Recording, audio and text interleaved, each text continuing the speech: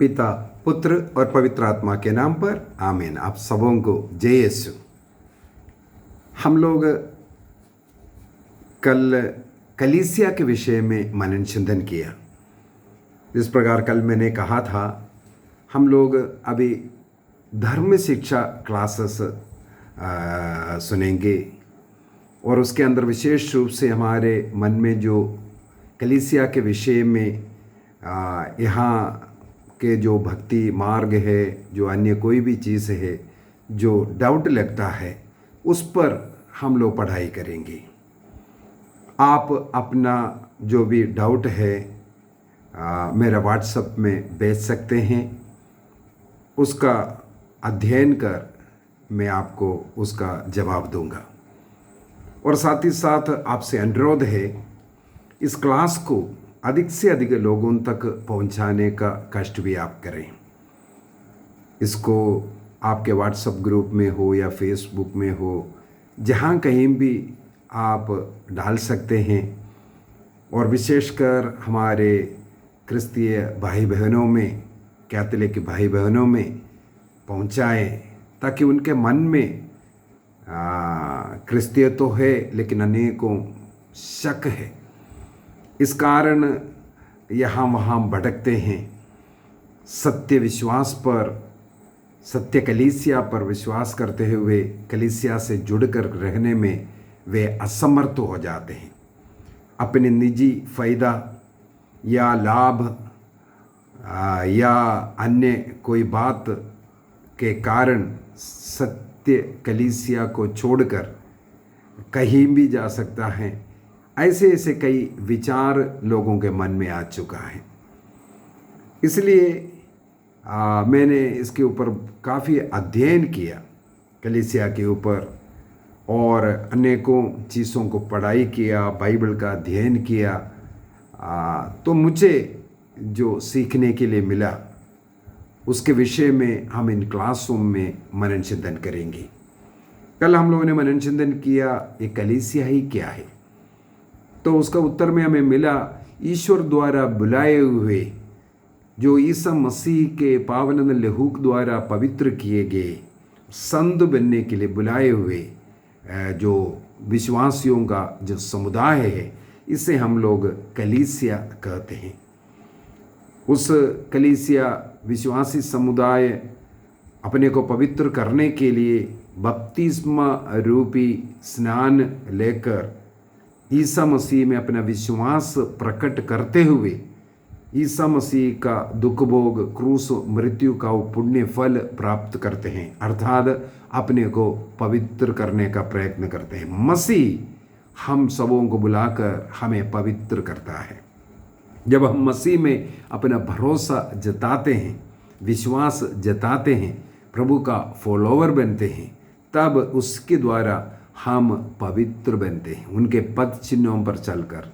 और बपतिस्मा लेने का अर्थ आगे क्लास में ये सब आएगा, इसलिए मैं उसका ज़्यादा डीप में नहीं जा रहे हैं।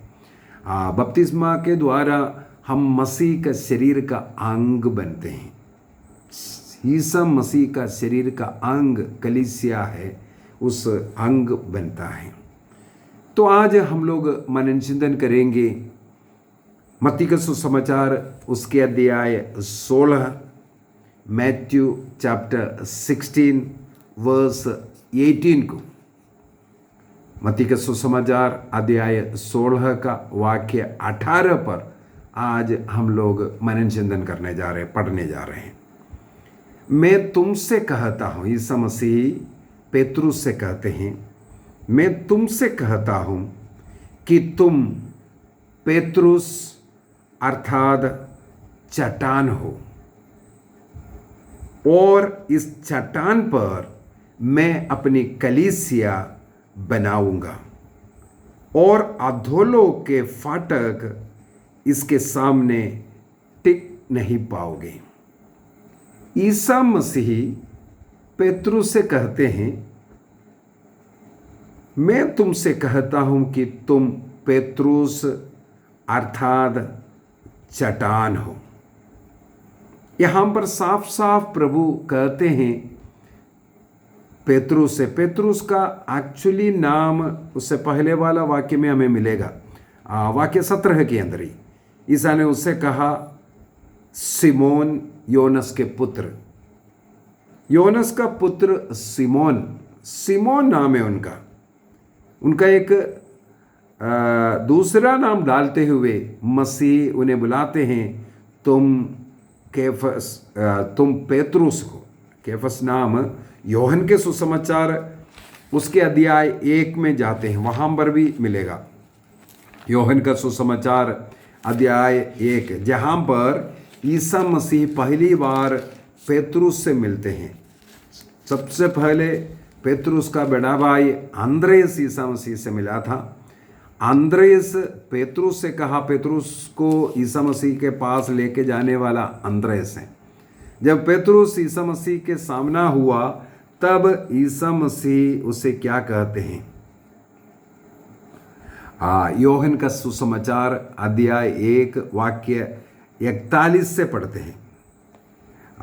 जॉन चैप्टर 1:41, वहाँ पर हम लोग पढ़ते हैं, उसने प्रातः अपने भाई सिमोन से मिलकर कहा, हमें मसीह अर्थात क्रिस्त मिल गए। और वह उसे ईसा के पास ले गया। ईसा ने उसे देखकर कहा, तुम योहन के पुत्र सिमोन हो, तुम केफस अर्थात पेतरुस कहलाओगे। यहाँ पर ईसा मसीह केफस कहलाओगे, उसका ब्रैकेट में फिर पेतरुस लिखा है। यहाँ पर केफस लिखा मत्ती के सुसमाचार अध्याय 16 के अंदर हम लोग देखते हैं, वहाँ पर ईसा मसीह ने उसे कहा, तुम पेतरुस अर्थात चट्टान हो करके। अभी हमें समझना है इस शब्द क्या है, इसका मतलब क्या है। सबसे पहले अंद्रेस ने पेतरुस से जो कहा, हमें मसीह, उसका ब्रैकेट में लिखा है अर्थात क्रिस्त। मसीही शब्द एक इब्रानी शब्द, हिब्रू शब्द है, और उसी शब्द का यूनानी अर्थात ग्रीक शब्द है क्रिस्त। हिब्रू इब्रानी शब्द मसीह, ग्रीक का भाषा में अर्थात यूनानी भाषा में उसको क्रिस्त कहते हैं। दोनों एक ही है, चाहे मसीही हो चाहे क्रिस्त हो, ये दोनों एक ही है, दो भाषा में बोला जाता है। दोनों शब्द का अर्थ अभिषिक्त व्यक्ति है, जो अभिषेक मिला हुआ, जो अभिषिक्त है। और यहां पर नीचे ईसा मसीह सिमोन से कहते हैं, तुम केफस कहलाओगे। केफस हिब्रू इब्रानी वर्ड है, और पेतरुस वो यूनानी शब्द है अर्थात ग्रीक शब्द। तो केफस या यूनानी शब्द में जो पेतरुस, उसका अर्थ मत्ती के सुसमाचार अध्याय 16 में प्रभु यीशु मसीह कहते हैं, तुम पेतरुस अर्थात चट्टान हो, और इस चट्टान पर मैं अपनी कलीसिया बनाऊंगा, और अधोलोक के फाटक इसके सामने टिक नहीं पाओगे। ईसा मसीह के सामने जब पेतरुस को लाया गया, ईसा मसीह ने पेतरुस में कलीसिया का चट्टान के रूप में उन्हें उनका दर्शन किया। यूहन्ना के सुसमाचार में ही एक दिन हम लोग वापस जाएं, एक दो उदाहरण और हम उसमें पा सकते हैं। सबसे पहले ईसा मसीह को जाता हुआ देख करके यूहन्ना बपतिस्ता ने ईसा मसीह के विषय में कहा, देखो ये ईश्वर के मेमने हैं, ऐसे करके। और उनके ही चेले लोग दो लोग उनके पास खड़े थे, वे उनसे पूछा और जाने का अनुमति देते हैं। वे लोग दोनों ईसा मसीह के पीछे पीछे हो गए। ईसा मसीह ने पूछा, तुम क्या चाहते हो? और उन्होंने सवाल किया, तुम कहाँ रहते हो? बोला, आकर के देख लो। और वो दोनों शिष्य ईसा मसीह के साथ गए, जहाँ ईसा मसीह रह रहे उनके साथ रहे। ईसा मसीह ने उनसे कहा, आओ और देखो। अर्थात मसीह जब उनमें देखा तो पिता ने उनमें प्रकट किया, ये प्रभु के 12 शिष्यों में, प्रेरितों में है। तो उनमें से एक का नाम अंद्रेस ही लिखा है, पेतरुस का जो बड़ा भाई है। अर्थात मसीह उनमें उनके प्रेरित को ही पाया। इसके बाद हम लोग देखते हैं अंद्रेस पेतरुस को लेकर के पहुंचा। वहां पर पेतरुस में कलीसिया का एक चट्टान, एक प्रेरित, एक मुखिया के रूप में मसीह ने पाया। इसलिए कहा, तुम चट्टान रहेगा। अभी चट्टान का आगे मतलब समझाएंगे आपको, ये घटने के विषय में समझा रहे। इसके बाद फिलिप से मिला, फिलिप फिर नथानिएल से मिलते हैं। नथानिएल जब मसीह की ओर आ रहा था तो नथानिएल के विषय में ईसा मसीह ने जो कहा वो सुन करके बोला, आप पहली बार देख रहे हैं? तब नथानिएल से प्रभु कहते हैं, जब तुम अंजीर के वृक्ष के नीचे बैठे हुए तब मैंने देखा है। अर्थात पिता ने उन्हें ये प्रकट किया, मसीह को ये प्रकट किए। नथानिएल जो वृक्ष के नीचे जो बैठता है वो इसलिए यहूदियों की एक परंपरा है, जो गुरु लोग ऐसे अंजीर के जो छायादार जो वृक्ष है, ऐसे वृक्ष के नीचे बैठ करके शिक्षा देते थे। अर्थात ये धर्म ग्रंथ का एक शिक्षक है जो इनका शिष्य बनना है। इसलिए मसीह को प्रकट हुआ, मसीह उनके सामने प्रकट करते हैं। वो भी नथानिएल भी मसीह का एक चेला बन गया है। 12 शिष्यों में बरतुलमेव यही बन गया है। तो हम लोग देखते हैं ईश्वर ने, पिता ने मसीह में सब कुछ प्रकट करते करते जा रहा था। तो यहाँ पर हम लोग मत्ती के सुसमाचार में ये पढ़ते हैं, ईसा मसीह ने पेतरुस से कहते हैं, तुम चट्टान हो और इस चट्टान पर मैं अपनी कलीसिया बनाऊंगा। तो ईसा मसीह ने अपनी कलीसिया पेतरुस रूपी चट्टान पर बनाया। इसका मतलब समझने की जरूरत है। एक बार में एक क्रिस्तीय चैनल में, प्रोटेस्टेंट चैनल है, बता देता हूँ, गॉड चैनल में, पहले मैं बहुत गॉड चैनल देखता था, आजकल बिल्कुल बंद किया। उसके पीछे का एक कारण यही है। यही भाग एक बहुत फेमस पास्टर इसको सिखा रहे थे। वो यही बोलना चाहते थे, पेतरुस को कलीसिया में कोई ज़्यादा महत्व नहीं है, 12 शिष्यों जैसे वो भी एक शिष्य है। उसको प्रूफ करने के लिए ये कितना तोड़ मरोड़ करके इसको बता रहे थे। स्तोत्र ग्रंथ 118 के अंदर, स्तोत्र ग्रंथ 118 के अंदर ईसा मसीह के विषय में एक भविष्यवाणी है। स्तोत्र ग्रंथ 118 वाक्य 22 में वहां पर लिखा हुआ है, कारीगरों ने जिस पत्थर को निकाल दिया था वह कोने का पत्थर बन गया है। जिन कारीगरों ने जिस पत्थर को निकाला वो कोने का पत्थर बन गया है। तो ईसा मसीह पत्थर है जिन्हें यहूदी लोगों ने निकाला, वो कलीसिया का पत्थर है। ईसा मसीह रूपी पत्थर में कलीसिया का निर्माण हुआ, आदि आदि बोल करके उस वहाँ पर वर्णन किया। ईसा मसीह ने पेतरुस को जो चट्टान कहा है, वो चट्टान नहीं बल्कि एक छोटा सा पत्थर है।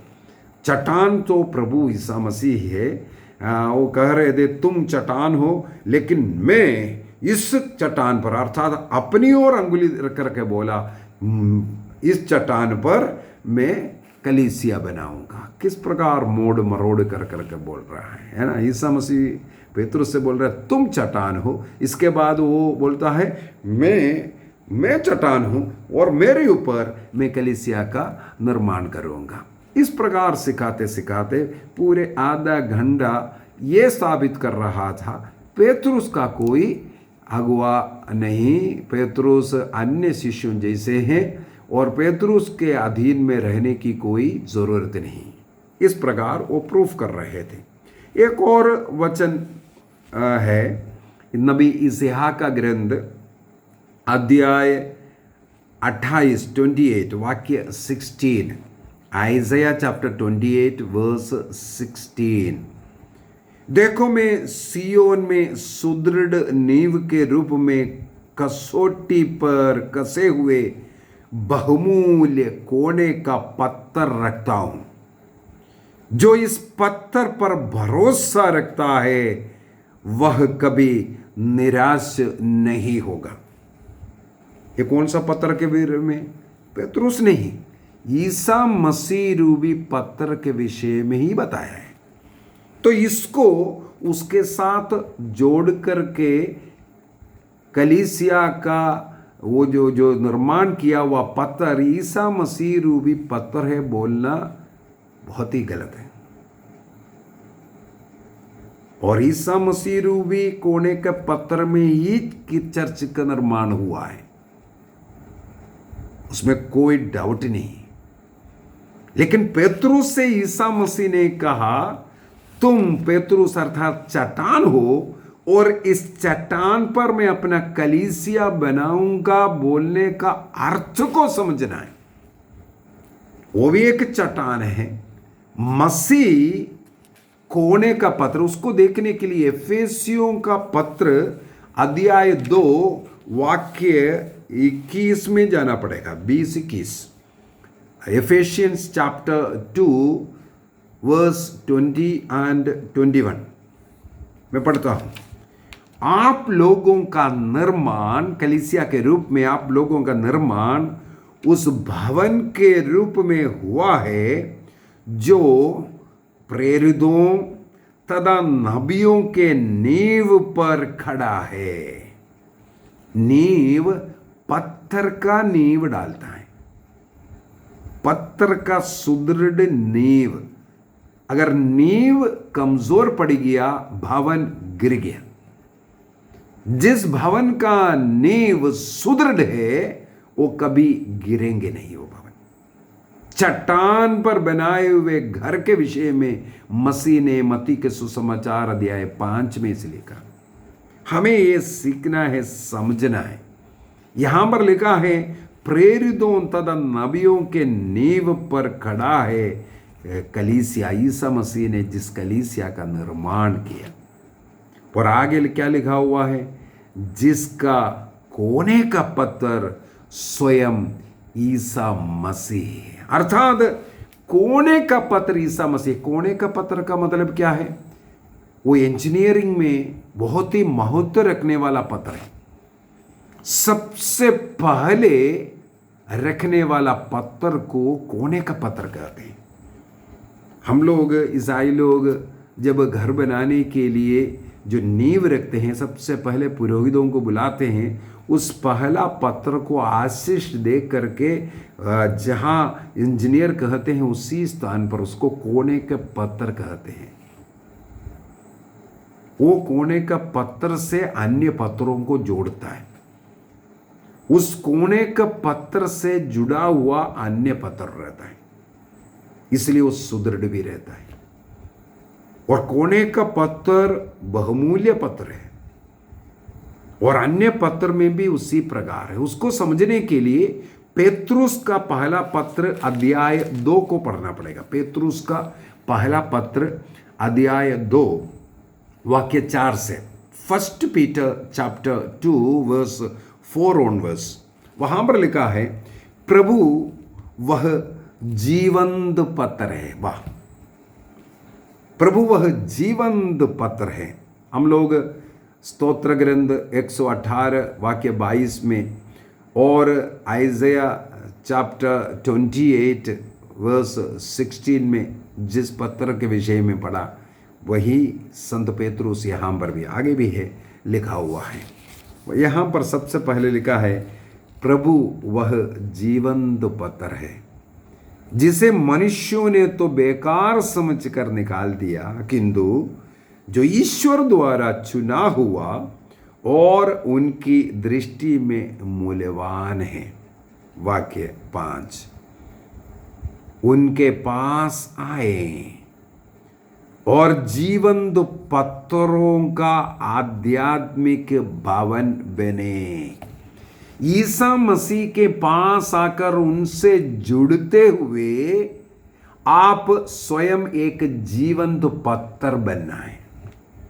मसीह से जुड़ेगा, मसीह जैसे जीवंत पत्थर से जब हम छोटे पत्थर जुड़ेगा तब हम भी जीवंत पत्थर बनेगा और उस कलीसिया रूपी भवन का निर्माण का एक पत्थर बनेगा। इसका मतलब कलीसिया का हर सदस्य का महत्व है। संत पेतरुस कहते हैं मसीह जीवंत पत्थर में जब हम बेकार पत्थर को जब जोड़ देगा वो जीवंत पत्थर बन जाएगा। तो आध्यात्मिक भवन बनाने के लिए ऐसे अनेकों पत्थरों की जरूरत है। वो पत्थर हम लोग हैं। इसके बाद फिर वाक्य 6 में वही स्तोत्र ग्रंथ का, और इसके बाद वाक्य 7 में, वाक्य 9 में सब इस पत्थर के विषय में लिखा हुआ है। तो हम स्वयं भी पत्थर बनते हैं, शिष्य लोग भी पत्थर हैं, नबी लोग भी पत्थर है, ईसा मसीह कोने का पत्थर है। इस कलीसिया का निर्माण में सबसे महत्वपूर्ण पत्थर, कोने का पत्थर, मुख्य हेड वो है। अभी पेतरुस पर क्या है, एक और वचन याद आ रहा है, इसके बाद हम लोग उस पर जाएंगे। प्रकाशना ग्रंथ अध्याय 21, प्रकाशना ग्रंथ रेवलेशन चैप्टर 21 वर्स 14 में जाते हैं। प्रकाशना ग्रंथ अध्याय 21 वाक्य 14, वहां पर लिखा है, नगर की दीवार नींव के 12 पत्थरों पर खड़ी है और उन पर मेमने के 12 प्रेरितों का नाम अंकित है। अर्थात नींव प्रेरितों का उस पत्थरों से बना हुआ है। अभी 12 प्रेरित, 12 भी इसका मतलब पत्थर है। और जैसे पेतरुस ने कहा केवल वो 12 प्रेरित ही नहीं, हम प्रत्येक व्यक्ति जो मसीह द्वारा बुलाए गए, जो बपतिस्मा प्राप्त कर पवित्र किए गए, वो संत बनने के लिए जो बुलाए हुए कलीसिया का हर एक व्यक्ति उस भवन का एक जीवंत पत्थर है। तो यहाँ पर संत पेतरुस को ईसा मसीह ने ये क्यों कहा, तुम चट्टान हो और इस चट्टान पर मैं अपनी कलीसिया बनाऊंगा और अधोलोक के फाटक इसके सामने ठीक नहीं सकता। अर्थात उस भवन का निर्माण में शिष्य लोग, ईसा मसीह स्वयं सब मिल करके बनाया, लेकिन पेतरुस के चट्टान पर जो भवन है वो भवन अधोलोक का फाटक के इसके सामने नहीं टिक सकेगा। कोई शैतानी शक्तियां इसके सामने नहीं टिक सकेगा, सब गिरेगा। लेकिन ये हमेशा शक्तिशाली बन करके कलीसिया रहेगा करके प्रभु कहते हैं। इसका ये अर्थ क्या है? पेतरुस को ये चट्टान कहने का क्या तात्पर्य है? जब अन्य शिष्य भी हम लोग देखते हैं वो नींव का एक पत्थर है, तो ये पेतरुस का ये पत्थर बोलने का। और वाक्य 19 को अगले क्लास में हम लोग को सीखना है, इसलिए मैं वाक्य 19 में नहीं जा रहा है, लेकिन यहाँ पर हम रुकेंगे 18 में रखेंगे। पेतरुस को क्यों कहा है, उसको थोड़ा समझना जरूरी है। यीशु मसीह ने ऐसा क्यों कहा? जहां कहीं भी 12 शिष्यों का नाम लिखा हुआ है, मत्ती का सुसमाचार ले लेते हैं। मत्ती का सुसमाचार अध्याय 10 वाक्य 2 में हम लोग 12 शिष्य लोगों का नाम पढ़ते हैं। मैथ्यू चैप्टर 10 वर्स 2, वहां पर लिखा है 12 प्रेरितों का नाम इस प्रकार है। पहला सिमोन, जो पेतरुस कहलाता है। जहां कहीं भी 12 शिष्यों का नाम लिखा है, चाहे मत्ती हो, मरकुस हो, लूकस हो, या प्रेरित चरित्र अध्याय 2 में भी, अध्याय 1 में भी लिखा हुआ है, जहां कहीं भी 12 प्रेरितों का नाम लिखा है, सबसे पहला पेतरुस। यहां पर लिखा है पहला नंबर पेतरुस ही है। पहला नंबर पेतरुस है, उम्र के कारण नहीं, सबसे पहले ज्वाइन करने वाला आदमी भी नहीं, सीनियोरिटी मिल गया इसलिए नहीं। सबसे पहले ज्वाइन किया अंद्रेस, और पेतरुस का बड़ा भाई भी। उम्र के हिसाब से सबसे पहले ज्वाइन करने वाला, उसके हिसाब से भी अंद्रेस को जाना चाहिए था पहला स्थान। पहला, सबसे पहले नाम उनका नाम लिखना चाहिए। और बाइबल के विशेषकर योहन का सुसमाचार यदि पढ़ेंगे, यीशु मसीह सबसे अधिक, सबसे ज़्यादा प्यार करने वाला शिष्य का नाम योहन है, तो योहन का नाम भी नहीं आया पहले, लेकिन पेतरुस का नाम लिखा।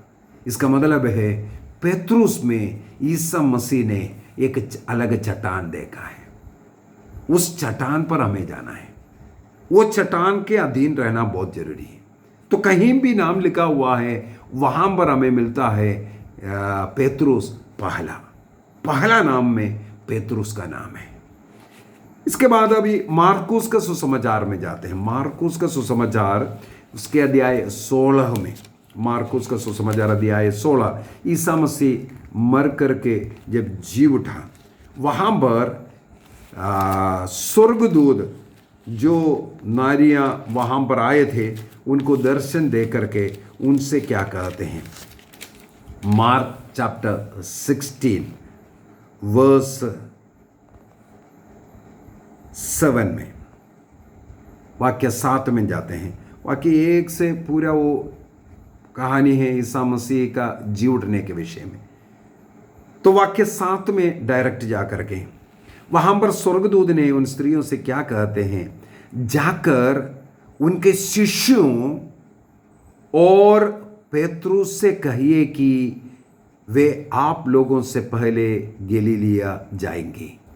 ईसा मसीह जी उठने का संदेश, और तुम लोगों से पहले गलीलिया वो पहुंच रहा है, इस संदेश तुम जाकर के ईसा मसीह के शिष्य लोगों से कहो।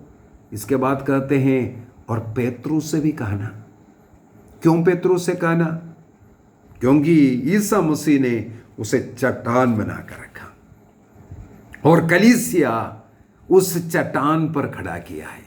मसीह ने जिस कलीसिया का निर्माण किया, वो कलीसिया, जिस कलीसिया का कोने का पत्थर स्वयं मसीह है, उस कलीसिया पेतरुस रूपी उस चट्टान पर खड़े हैं। इसलिए सबसे पहले जाकर के तुम उस पेतरुस से भी कहो। पेतरुस का, केवल पेतरुस का नाम यहां लिया, अंद्रेस का नहीं लिया, थोमस का नहीं लिया, योहन का नहीं लिया, किसी का नहीं लिया, पेतरुस का, क्योंकि वह पहला है, वो चट्टान है। एक और उदाहरण लेना अच्छा है, लूकस के सुसमाचार से लेते हैं। लूकस के सुसमाचार उसके अध्याय 22 में, लूकस अध्याय 22, वहां पर वाक्य 31 और 32 में, लूकस का सुसमाचार, लूक चैप्टर 22 वर्स 31 एंड 32, वहां पर ईसा मसीह क्या कहते हैं, सिमोन सिमोन, शैतान को तुम लोगों को गेहूं की तरह फटकने की अनुमति मिली है। ईसा मसीह के दुख भोग के पहले ईसा मसीह सिमोन से कहते हैं, सिमोन सिमोन, शैतान को तुम लोगों को गेहूं की तरह फटकने की अनुमति मिली है, अर्थात ईसा मसीह के कारण ये शिष्य लोग सब मसीह से दूर भागने वाले हैं और शैतान उन्हें भटकाएगा, भटकने वाला है।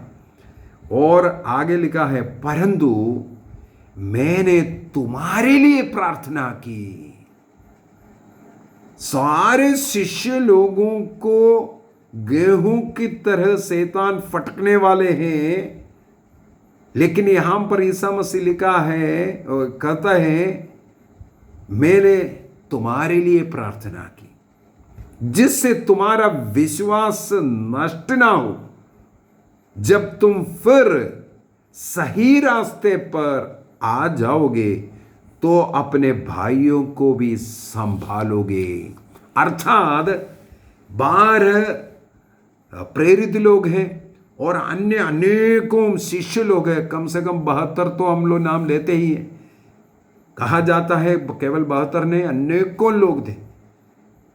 उन 72 में उन नारियों का नाम मेरे विचार में नहीं होगा, क्योंकि यहूदी रीति रिवाज के अनुसार नारियों का नाम नहीं लिखा जाता है, लेकिन ईसा मसीह के शिष्य गणों में नारियां भी हैं। तो ऐसे अनेकों लोग मसीह से दूर चले जाएंगे और पेतरुस स्वयं भटकने वाला है, दूर जाने वाला है। लेकिन विश्वास तुम्हारा ना त्यागे, कमजोर ना हो, और तुम जब मुड़ करके जब मसीह में आओगे तब तुम अपने भाई अर्थात अन्य शिष्य प्रेरित लोगों को भी संभालना। अर्थात उन लोगों का मुखिया के रूप में यहां पर मसीह ने उनको कहा। एक और उदाहरण में जाना बहुत जरूरी है, वो योहन के सुसमाचार उसके अध्याय 21 जॉन चैप्टर 21 वर्स 15, 16 एंड 17 में योहन का सुसमाचार उसके अध्याय 21 वर्स 15, 16, 17 यहाँ पर ईसा मसीह पुनर्जीवित प्रभु स्वर्गारोहण के पहले 40 दिन उनके साथ रहे, अनेकों बार उनको दर्शन दिया।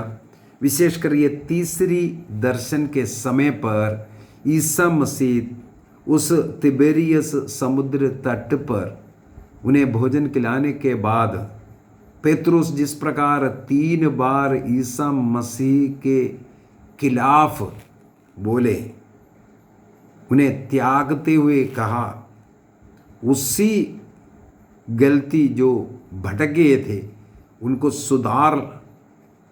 जिस प्रकार आग के सामने उन्होंने तिरस्कार किया, यहाँ पर आग के सामने उनका स्वीकृति प्रभु यीशु मसीह लेते हुए उनसे सवाल करते हैं। सवाल बहुत कठोर सवाल है। वाक्य 15 में सिमोन से ईसा मसीह पूछते हैं, सिमोन योहन के पुत्र, क्या इनकी अपेक्षा तुम मुझे अधिक प्यार करते हो? ये बहुत ही बड़ा एक सवाल है। प्यार मसीह को तुम कितना करते हैं? एक अगुआ, एक क्रिस्त भक्त व्यक्ति के लिए यह प्यार का जरूरत है। आप मसीह को क्यों ढूंढते हैं? आप मसीह क्यों बने? मसीह के प्रति यदि आपके मन में प्यार नहीं है, ये बेकार भक्ति है। आप चंगाई के लिए, नौकरी के लिए, अन्य कोई मतलब के लिए यदि मसीह के पीछे हो रहा है, ये कलीसिया छोड़ करके दूसरा कलीसिया, अपना कलीसिया सब बना रहा है, आप झूठे इंसान हो। मसीह के प्रति आपका प्यार कितना है? यहां पर ईसा मसीह ने पेतरुस से यही सवाल किया, तुम इन सब से अधिक मुझे प्यार करते हो? तुम्हारा प्यार मेरे प्रति कितना है? तो पेतरुस ने तुरंत जवाब दिया, हाँ प्रभु मैं करता हूं। तो ईसा मसीह उनसे कहते हैं, मेरे मेमने को चराओ। वाक्य 16 में फिर से ईसा मसीह ने इस सवाल किया, क्या तुम मुझे प्यार करते हो? पेतरुस ने तुरंत जवाब दिया, हाँ प्रभु आप जानते हैं मैं आपको प्यार करता हूँ। कहते हैं मेरी भेड़ों को चराओ। वाक्य 17 में तीसरी बार फिर से ईसा मसीह ये सवाल करते हैं, तुम मुझे प्यार करते हो? ईसा मसीह हमारा प्यार चाहते हैं, क्योंकि प्यार हमें मसीह से जोड़ कर रखते हैं। मसीह का शरीर का अंग बनने के लिए ये हृदय में प्यार का जरूरत है। प्यार जिस प्रकार पति पत्नी को एक शरीर, एक तन, एक मन बनाता है, मसीह के कलीसिया का एक पत्थर इस कोने के पत्थर से जुड़ने के लिए प्यार रूपी वो आग जलना चाहिए। तब ईसा मसीह ने जो कलीसिया का निर्माण किया, उस कलीसिया से जुड़ करके मसीह का एक शरीर का एक अंग बन करके रह पाएगा। उस पवित्रता में उस संत बनकर हम कलीसिया बना पाएगा। यहाँ पर पेतरुस को बहुत दुख है, मेरे विचार में वो फूट कर रोया होगा। इसके बाद कहा, प्रभु आप सब कुछ जानते हैं, मेरे कमजोरी आप जानते हैं, मेरे पापों को आप जानते हैं, सब आप जानने वाला है। अब ये भी जानते हैं मैं आपको प्यार करता हूँ। फिर से प्रभु कहते हैं मेरी भेड़ों को चराओ। यहाँ पर अपने मेमने को चराने का, भेड़ों को चराने का अधिकार ईसा मसीह ने पेतरुस को दिया। सबसे बड़ा उम्र वाला अंद्रेस को नहीं, सबसे ज़्यादा प्यार करने वाला योहन को नहीं, हमारे भारत देश में आने वाला थॉमस को नहीं, प्रभु के लिए मरने वाला ये सब के सब है, लेकिन पेतरुस को कलीसिया का मुखिया बनाया। ईसा मसीह ने जिस चट्टान के विषय में लिखा है, वो चट्टान का अर्थ ये हो गया, इसका मतलब तुम इस कलीसिया का एक अगुआ बनकर के रहेंगे। मसीह स्वयं कोने का पत्थर जिस मकान का, जिस कलीसिया का है, उस कलीसिया का अगुवाई करने का, चराने का, एक अनेकों चरावे लोग रहते हैं, लेकिन उसमें एक मुखिया रहता है। एक स्कूल में अनेकों टीचर्स रहता है, लेकिन एक मुख्य टीचर रहता है, प्रिंसिपल, हेडमिस्ट्रेस, हेडमास्टर ये रहता है। अनेकों मास्टरों में एक हेड बनाना है। देश में अनेकों एमएलएस, एमपीज रहता है, मंत्रियां रहता है, लेकिन उनमें एक मुख्यमंत्री, एक प्रधानमंत्री रहता है देश को चलाने के लिए। इस प्रकार हर जगह पर परिवार को लीजिए, घर में पति पत्नी बराबर का हिसाब किताब है, लेकिन घर का मुखिया कौन है? पुरुष, पति है। ईश्वर ने पति को घर का मुख्य बनाकर रखा है, जिम्मेदारियां दिया। उसी प्रकार पेतरुस को कलीसिया का अगुआ बनाया है, मुख्य बनाया है। पेतरुस पहला संत पापा है। आज संत फ्रांसिस 266वां 266 संत पापा है। पेतरुस के पीछे पीछे पीछे पीछे ऐसा आकर के आज 266 इन 2000 साल में संत पापा लोग बन गए। तो इसका मतलब ईसा मसीह ने जिस कलीसिया को बनाया है, उस कलीसिया का अगुआ, मुखिया संत पापा है। हम लोग बाइबल के अंदर, विशेषकर प्रेरित चरित्र के अंदर और गलातियों के पत्र में भी हम लोग पढ़ सकते हैं संत पौलुस के विषय में।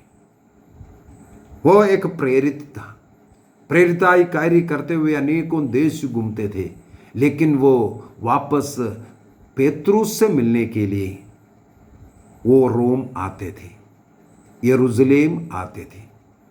वहां पर आकर के पेतरुस से मिलते थे और जो कुछ गतिविधियां हैं उनका वर्णन करते थे। ये हम लोग देखते हैं जितने भी शिष्य लोग और मसीह का जितने भी ऐसे चेले लोग हैं, वो पेतरुस रूपी इस अगुआ के अधीन में रहते थे। हम लोगों को मालूम है जहाँ कहीं भी प्रभु ईसा मसीह कोई भी बड़े बड़े कार्य करने के लिए गए, चाहे जयरूस के घर में उसके बेटी को जीवन देने के लिए गया, ईसा मसीह ने 3 शिष्यों को अपने साथ में लिया, पेतरुस, योहन और याकूब। ईसा मसीह का जहां रूपांतरण हुआ यही 3 लोग। इस प्रकार अनेकों जगह पर हम लोग देख सकते हैं इन 3 लोगों को ईसा मसीह ने थोड़ा विशेष रूप से अलग किया था। हमें मालूम है याकूब जो यरूशलेम का बिशप था, पहला बिशप, उनका 12 शिष्यों में सबसे पहला जो हेरोद ने जो हत्या किया इन्हीं का किया था। ये सब हम लोग पवित्र बाइबल से पढ़ते हैं। तो पेतरुस के चट्टान के ऊपर कलीसिया का निर्माण किया, इसका अर्थ है ईसा मसीह ने जिस कलीसिया का निर्माण किया है उस कलीसिया का मुखिया पेतरुस है। जिस कलीसिया का कोने का पत्थर मसीह है और प्रेरितों और नबियों के रूप में जो पत्थर जो बेस रखा है उसके ऊपर कलीसिया रूपी इस भवन का निर्माण किया। उस भवन का हम प्रत्येक एक मूल्यवान बहुमूल्यवान जीवंत पत्थर है और उस पत्थर से निर्माण किया हुआ उस भवन का मुखिया, उस घर का मुखिया संत पापा है। अर्थात ईसा मसीह ने जिस कलीसिया का निर्माण किया है वो संत पापा के अधीन रहने वाला है। आज हम यहाँ पर समाप्त करेंगे। अगले क्लासों में हम कलीसिया का क्या क्या विशेषताएं हैं जो बाइबल के अनुसार कौन सा विशेषताएं उस कलीसिया का होना चाहिए उस पर मनन चिंतन करेंगे। पिता, पुत्र और पवित्र आत्मा के नाम पर आमीन। आप सबों को जय यीशु।